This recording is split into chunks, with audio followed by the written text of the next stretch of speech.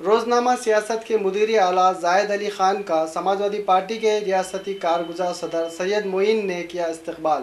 دکن کے مشہور اخبار روزنامہ سیاست حیدرآباد کے مدیر اعلیٰ اور معروف صحافی و سیاستداں کامریڈ زاہد علی خان نے ایک تقریب میں شرکت کی غرض سے ناندیڑ کا دورہ کیا۔ زاہد علی خان کی ناندیڑ آمد کو دیکھتے ہوئے سماجوادی پارٹی کے ریاستی کارگزار صدر سید معین نے انہیں اپنے دفتر مدعو کیا، ان کی گلپوشی کی اور انہیں تہنیت پیش کی۔ اس موقع پر ایک پریس کانفرنس کا بھی انعقاد عمل میں آیا۔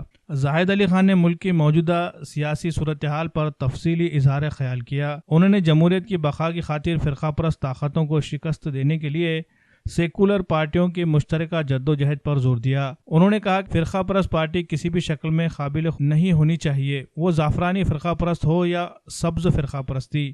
مہاراشٹر میں سیکولرزم کی برقراری اور فرقہ وارانہ ہم آہنگی کے لیے ریاستی صدر ابو عاصم اعظمی کی کاوشوں کی بھی زاہد علی خان نے ستائش کی۔